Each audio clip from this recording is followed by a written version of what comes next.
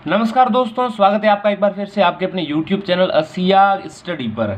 आज के इस वीडियो में हम पढ़ रहे हैं अमूर्त बीजगणित यानी कि एब्स्ट्रैक्ट एलजेब्रा। ठीक, एब्स्ट्रैक्ट एलजेब्रा में हमने ग्रुप थ्योरी को समझ लिया है, ग्रुप्स के सारे प्रकार, सब ग्रुप, नॉर्मल सब ग्रुप, उससे संबंधित होमोमॉर्फिज्म, आइसोमॉर्फिज्म, वो सारी चीज़ें समझ ली है। उसके बाद हम वलय को पढ़ रहे हैं, रिंग्स जो होती हैं वो पढ़ रहे हैं। ठीक, रिंग्स, इंटीग्रल डोमेन और फील्ड को पढ़ रहे हैं। तो रिंग जो है उसमें परिभाषा रिंग की जो होती है वो हम पिछले वीडियो में समझ चुके हैं। हालांकि थोड़ा सा बता देता हूँ, कोई भी एक नॉन एम्प्टी सेट यानी कि एम्प्टी नहीं होना चाहिए, उसमें कुछ न कुछ एलिमेंट्स होने चाहिए। ऐसा नंबर्स का एक कोई भी सेट जो इन शर्तों का पालन करे तो उस सेट को ही हम क्या कहते हैं, रिंग कहते हैं। वह सेट ही रिंग है अगर वो दो ऑपरेशंस के लिए इन शर्तों का पालन करे। दो ऑपरेशंस यानी दो संक्रियाएं, एक तो प्लस के लिए उस पर हम ये गुण देखेंगे उस सेट पर, और गुणा के लिए भी उस पर ये गुण देखने वाले हैं। तो जोड़ के लिए तो वो होना चाहिए एबेलियन ग्रुप। ठीक, एबेलियन ग्रुप क्या होता है पिछले वीडियोस में हम विस्तार से समझ चुके हैं, हालांकि मैं थोड़ा सा संक्षिप्त में अभी बता दूंगा। और गुणन संक्रिया के लिए उसमें होना चाहिए साहचर्यता का गुण, यानी कि गुणन संक्रिया के लिए जो सेट है वह सेट होना चाहिए साहचर्य यानी एसोसिएटिव। ठीक, और इसके अलावा उसमें गुणन और योग के अलावा जो उसमें होना चाहिए इन दोनों पर उसके लिए बंटनशीलता के नियम का पालन होना चाहिए। ठीक है, ऐसा उदाहरण आप देख सकते हैं, इंटीजर्स का सेट जो होता है जेड प्लस और गुणा दोनों के लिए एक रिंग का काम करता है। इसको हम एक उदाहरण के साथ पिछले वीडियो में समझ चुके हैं। तो इस उदाहरण को विस्तार से पिछले वीडियो में समझा, थोड़ा सा संक्षिप्त में मैं बता देता हूँ, ध्यान दीजिएगा। देखिए, प्लस ऑपरेशन के लिए एबेलियन ग्रुप होना चाहिए वो सेट जेड। तो जेड जो होता है वो क्या होता है, इंटीजर्स का सेट होता है, इंटीजर्स यानी पूर्णांकों का समुच्चय। तो एक तो देखिए उसमें जो होना चाहिए एसोसिएटिविटी का पालन होना चाहिए प्लस के लिए।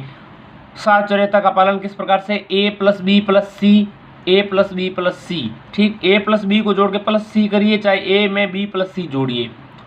तो इस प्रकार कोई भी तीन एलिमेंट्स आप इस इंटीजर्स में से लेकर के जोड़ेंगे तो हमेशा रिजल्ट दोनों प्रकार से बराबर आना चाहिए। यानी क्रम बदलने पर, मतलब आप क्रम का मतलब पहले किसको किसके साथ जोड़ रहे हैं, क्रम बदलने की बात नहीं कर रहा हूं मैं, पहले किसको किसके साथ जोड़ रहे हैं, बाद में किसको किसके साथ जोड़ रहे हैं, उससे फर्क नहीं पड़ता हो। चाहे आप तीन एलिमेंट्स इस तरह से ले सकते हैं, 1 प्लस 2 प्लस 3। अब मान लो इसको इस तरह से जोड़ते और चाहे इस तरह से जोड़ते, दोनों का रिजल्ट तो बराबर ही आना है। देखो जोड़ने की प्रक्रिया में तो इंटीजर्स में से आप चाहे माइनस के ले सकते हैं दो एलिमेंट्स, चाहे प्लस के ले सकते हैं, शून्य भी शामिल कर सकते हैं, आधे माइनस के आधे प्लस के ले सकते हैं। तो इस तरह से आप जोड़ेंगे तो हर बार इस नियम का पालन होगा। साहचर्यता का मतलब है एसोसिएटिव रूप से वो साथ चल रहे हैं रिजल्ट्स। ठीक है, तो ये दोनों रिजल्ट्स इक्वल आएंगे, दोनों का जो जोड़ है, जो योग है वो बराबर आएगा। तो एबेलियन ग्रुप के लिए पहली शर्त एसोसिएटिविटी है प्लस के लिए। ठीक, प्लस के लिए एबेलियन ग्रुप होने के लिए दूसरी जो प्रॉपर्टी है वो है आइडेंटिटी एलिमेंट का एग्जिस्टेंस। तो देखिए प्लस की बात कर रहे हैं, जोड़ने की बात कर रहे हैं, तो आइडेंटिटी एलिमेंट यानी ऐसा एलिमेंट जिसको किसी भी में जोड़ दें। चूंकि आई प्लस की बात कर रहे हैं, गुणा के लिए गुणा की बात कर लेंगे हम, यानी ऑपरेट कर दें ऐसा एलिमेंट जिससे रिजल्ट में अंतर ना आए। तो आप जानते हैं, हम जानते हैं कि जीरो जो होता है, जीरो को किसी के साथ जोड़िए उसके रिजल्ट में बदलाव नहीं आता है। जोड़ने की बात कर रहा हूं तब जीरो हो जाएगा, और गुणा करने की बात करेंगे तब एक हो जाएगा, क्योंकि एक का गुणा किसी के साथ करिए तो भी रिजल्ट नहीं बदलेगा, और जीरो को जोड़िए तो भी रिजल्ट नहीं बदलेगा। तो आइडेंटिटी एलिमेंट कौन है, जीरो। आप इसको एक के साथ जोड़िए, किसी के साथ जोड़िए, माइनस के साथ जोड़िए, प्लस के साथ जोड़िए, जो पहले वाला एलिमेंट है वो सेम रहेगा। एक के साथ जोड़ने के बाद में भी एक ही आपको मिलेगा। तो ये जो जीरो है वो आइडेंटिटी एलिमेंट है। तो आइडेंटिटी एलिमेंट होना चाहिए, तो एग्जिस्टेंस तो है। यहाँ देखो ये पड़ा सेट, इसमें जीरो है। प्रतिलोम यानी अवयव का मतलब है इनवर्स एलिमेंट, यानी ऐसे दो एलिमेंट्स जिनको जोड़ने पर आइडेंटिटी एलिमेंट मिल जाए। अब आइडेंटिटी चूंकि जीरो है यानी जोड़ने पर जीरो मिल जाए, तो ऐसा संभव कैसे, देखिए इनवर्स एलिमेंट यानी एक दूसरे के उल्टे जो अवयव हैं, जैसे -2 और 2 ये एक दूसरे के उल्टे हैं, और इन दोनों को जोड़ने पर जो है जीरो आता है। इसी तरह से -3 और 3 को जोड़ने पर भी जीरो आएगा, -4 और 4 को जोड़ने पर भी जीरो आएगा, -5 और +5 जोड़ने पर भी जीरो आएगा।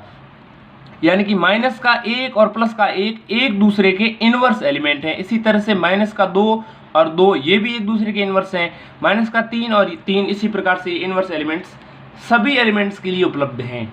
जीरो के लिए भी इनवर्स एलिमेंट उपलब्ध है, इसमें हर एलिमेंट के लिए होना चाहिए। जीरो के लिए कौन है, जीरो खुद। तो इसके बाद देखिए क्रम विनिमयता का पालन। तो क्रम विनिमयता का मतलब है कि आप उसका क्रम बदल दें, उसका ऑर्डर बदल दें, उसकी सीक्वेंस बदल दें तो भी रिजल्ट नहीं बदलेगा। जैसे a प्लस बी करो चाहे b प्लस a करो, यानी कि 1 प्लस 2 करो चाहे 2 प्लस 1 करो, बराबर आना है, ठीक। और ये 1 और 2 जो भी एलिमेंट्स ले रहे हैं वो इसी सेट से हम लेने वाले हैं। तो ये तो है एबेलियन ग्रुप के लिए 4 प्रॉपर्टीज। कौन कौन सी? Associativity, identity element, inverse element और कम्यूटेटिविटी, ठीक है। तो ये एबेलियन ग्रुप के लिए। दूसरा इसमें क्या है? गुणा के लिए उसी सेट में साहचर्यता का पालन होना चाहिए। साहचर्यता का मतलब जैसे योग के लिए था वैसे ही गुणा के लिए होगा। वहां जोड़ रहे थे, यहाँ गुणा कर लेंगे। तो a का गुणा b और c के गुणनफल के साथ करें, चाहे a और b का गुणा करके जो रिजल्ट आए उसका गुणा c के साथ करें। यानी कि किसको पहले किसके साथ ऑपरेट कर रहे हैं, किसको बाद में ऑपरेट कर रहे हैं, उससे रिजल्ट नहीं बदलेगा। जैसे 1 गुणा कोष्टक 2 गुणा 3, तो 2 गुणा 3 6 हो जाएगा, उसका 1 के साथ गुणा करें तो भी 6 आएगा। और यहाँ 1 का गुणा 2 और 3 के साथ करें तो भी 6 आएगा। मतलब ये मैंने सेम लिख दिया है, आप इसको समझ लीजिएगा कि दोनों में 6 आने वाला है। तो यानी कि गुणा के लिए भी इस सेट में साहचर्यता का पालन हो, चाहे आप माइनस एलिमेंट से लेकर के भी चेक कर सकते हैं, ठीक है। अब देखिए तीसरा इसमें जो है वो है बंटनशीलता का नियम। बंटनशीलता का नियम क्या होता है? बंटनशीलता का नियम ये होता है, a का गुणा जब आप किसी कोष्टक में जो जितने भी एलिमेंट्स उसके साथ करते हैं तो उस एलिमेंट का गुणा प्रत्येक के साथ होता है, ठीक है। जैसे a का गुणा b प्लस c के साथ किया तो a का गुणा b के साथ भी है, a का गुणा c के साथ भी है। तो इस तरह से आप ऑपरेट करेंगे, चाहे इस तरह से करेंगे, रिजल्ट तो इक्वल आएगा। ये होता है बंटनशीलता का मतलब, ये डिस्ट्रीब्यूट कर रहा है। a जो है b के साथ भी डिस्ट्रीब्यूट होगा और a c के साथ भी डिस्ट्रीब्यूट होगा, यानी इसका विभाजन हो रहा है a का b के साथ भी c के साथ भी। तो इस प्रकार से अलग अलग विभाजन करने का जो नियम है वो कहलाता है डिस्ट्रीब्यूटिविटी का नियम, यानी कि विभाजनशीलता का नियम, बंटनशीलता का नियम। और इसको हम अगर बाईं ओर से कर रहे हैं तो ये होता है लेफ्ट, और दाईं ओर से करते हैं तो होता है राइट डिस्ट्रीब्यूटिव लॉ, ठीक। तो आप देख सकते हैं इस प्रकार से कोई भी 3 एलिमेंट्स लेकर के आप चेक कर सकते हैं। जैसे हम मान लो 5 4 इसको जोड़ रहे हैं और 6 का गुणा कर रहे हैं, तो 5 और 4 कितने होते हैं? 9। 9 का 6 के साथ गुणा करेंगे तो 9 छक्के 54। और चाहे आप 6 गुणा 5 और 6 गुणा 4 करके जोड़ दीजिए तो भी इक्वल आएगा। यानी कि इस तरह से बांट करके करेंगे, साई सीधा करेंगे, उत्तर तो बराबर आना चाहिए। ये बंटनशीलता का नियम है। तो इस प्रकार इन तीनों नियमों का पालन होने पर जो है ये सेट जो है, जो भी सेट होगा, जैसे ये इंटीजर्स का सेट है Z, ये एक रिंग होती है। रिंग का एक बहुत अच्छा उदाहरण है ये।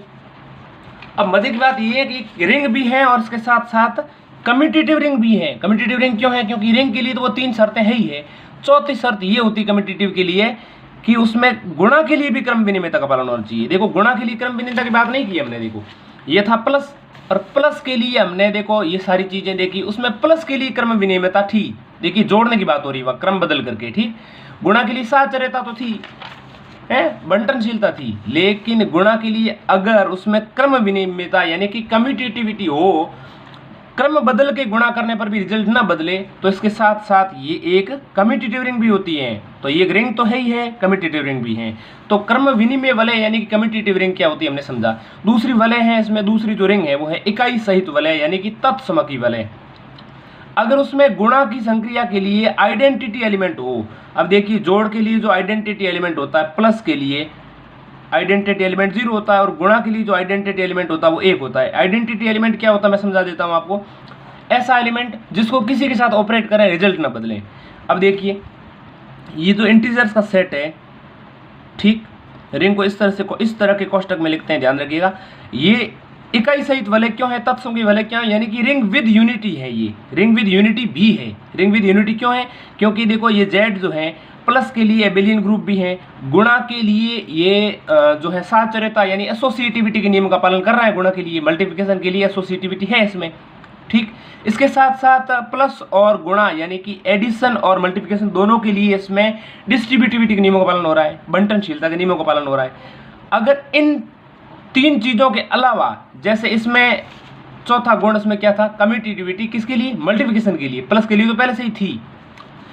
अगर इसी तरह से मल्टीप्लिकेशन के लिए कम्यूटेटिविटी के साथ साथ उसमें अगर तत्समक अवयव भी उपलब्ध हो, तत्समक अवयव का मतलब आइडेंटिटी एलिमेंट। आइडेंटिटी एलिमेंट तो है ही, देख ली एक।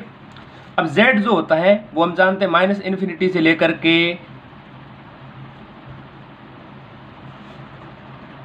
+∞ तक चलता है।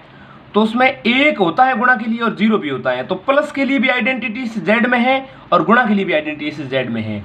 तो यानी कि ये Z जो है एक साधारण रिंग भी है, कम्यूटेटिव रिंग भी है, रिंग विद यूनिटी भी है। ठीक, तो ये हम समझ चुके हैं अच्छे से। आने वाले जो वीडियोस हैं उसमें हम और प्रकार की रिंग समझेंगे, जैसे ring with zero divisor, ring without zero divisor, यानी कि इकाई सहित वलय, इकाई रहित वलय। ठीक है, ये समझेंगे हम आने वाले वीडियो में और समझेंगे। ये वाले जो है रिंग विद यूनिटी, रिंग जो है मतलब ring without zero divisor, ring with zero divisor है, उसको भी हम समझेंगे। Ring with zero divisor, ring without zero divisor, यानी कि शून्य भाजक रहित वलय, शून्य भाजक सहित वलय। इसके अलावा इंटीग्रल डोमेन भी समझेंगे, फील्ड भी समझेंगे। इसके अलावा डिवीजन रिंग जो होती है उसको भी समझेंगे। ठीक है, बूलियन जो रिंग होती है उसको भी समझेंगे, पी रिंग जो होती है उसको भी समझेंगे, और कुछ उदाहरण भी हम समझने वाले हैं। तो हमने आज दो विशेष प्रकार की वलयों के उदाहरण समझे। वो थे, एक तो कम्यूटेटिव रिंग थी और दूसरी है ring with unity. Commutative ring का मतलब है रिंग होनी चाहिए, 3 शर्तों का पालन होना ही चाहिए। क्या? प्लस के लिए एबेलियन ग्रुप, ठीक, गुणा के लिए उसमें एसोसिएटिविटी होनी चाहिए, और डिस्ट्रीब्यूटिविटी के नियमों का पालन होना चाहिए। अगर ये 3 गुण किसी भी सेट में हो तो उसको रिंग कहते हैं। इन तीनों के अलावा अगर उसमें गुणा के लिए साथ में एसोसिएटिविटी हो, जैसे प्लस के लिए एसोसिएटिविटी थी, उसी तरह सॉरी एसोसिएटिविटी नहीं, गुणा के लिए अगर उसमें कम्यूटेटिविटी हो, क्रम विनिमयता का नियमों का पालन हो रहा हो। क्रम विनिमयता क्या होती है? देखो, क्रम बदलने पर जोड़ना, जैसे क्रम बदलने पर ऑपरेट करना। ए और बी को गुणा करके आपने ऑपरेट किया, उसको अब क्रम बदल लीजिए, उसका ऑर्डर बदल लीजिए, उसको उल्टा भी ऑपरेट करके देखिए, रिजल्ट सेम आना चाहिए। तो हम कहते हैं कि क्रम विनिमयता यानी कि कम्यूटेटिविटी इसमें पालन हो रहा है। ठीक है, तो ये जो रिंग होती है कम्यूटेटिविटी का पालन हो रहा है तो उसको कम्यूटेटिव रिंग कहते हैं। और इकाई सहित वलय क्या होती है? रिंग में ये 3 गुण तो नहीं होने चाहिए, इसके साथ साथ उसमें आइडेंटिटी एलिमेंट होना चाहिए, उसको कहते हैं रिंग विद यूनिटी। और यूनिटी का मतलब है उसमें एक एलिमेंट होना चाहिए, वो इकाई एलिमेंट जो है। इकाई का मतलब क्या है? गुणा के लिए एक होता है आइडेंटिटी एलिमेंट, तो उसमें वो एक होना चाहिए जिसको सभी के साथ ऑपरेट करें और उसमें रिजल्ट में बदलाव ना आए, क्योंकि गुणा करने पर किसी के साथ एक का गुणा करिए उसके बदलाव नहीं आता, इसलिए एक को गुणा का आइडेंटिटी एलिमेंट कहते हैं, और जोड़ के लिए आइडेंटिटी होता है वो 0 होता है। किसी के साथ 0 जोड़िए, कोई बदलाव नहीं आता है। ठीक है, तो आपने समझा। आने वाली वीडियोज़ में हम और विस्तार से समझेंगे, तो चैनल को सब्सक्राइब जरूर करिएगा। धन्यवाद।